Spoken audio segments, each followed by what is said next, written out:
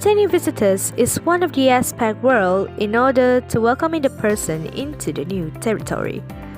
It is said that it will help the visitors from abroad to feel like a home once they move to another state for jobs.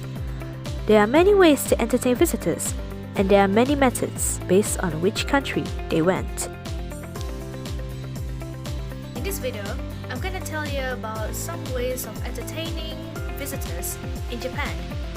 Japan was a noble country which was known by its popular spots such as Mount Fuji, Osaka's castle, and much more. There are 3 ways of how Japan entertained their visitors that I would like to talk about in this video, by their meeting in person, their table manners, and their business etiquettes. Without further ado, let's move on to the first one on the list.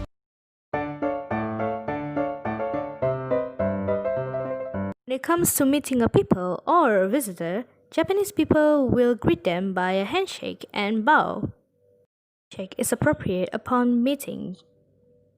However, unlike the other handshakes, Japanese handshake is limp and with little to no eye contact.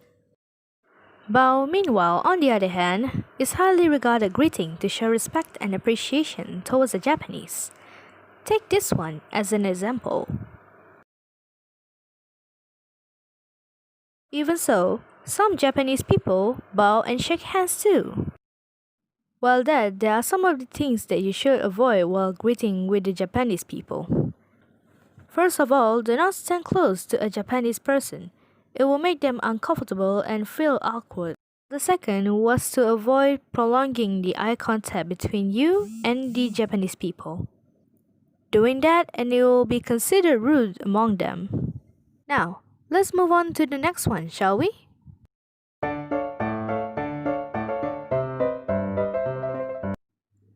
At most of Japanese restaurants, other than hand wash, there are also wet towels or oshibori that are provided to clean your hands before eating. Other than that, it is very common to wait for everyone's order and start the meal with the phrase itadakimasu, which means I gratefully received. While that, there are some things that need to know about. Firstly, if eating from small bowls, it is correct to pick the bowl with your hand and lead it close to your mouth from eating it. Large types of bowl, however, should not do the same. Secondly, blowing nose at the table, burping, and audible munching are considered bad manners in Japan. Lastly, if there are items that you do not like on your dish, replacements may be available if you tell them in advance. Otherwise, it is advisable to leave it on the dish. Now then, let's move on to the last one.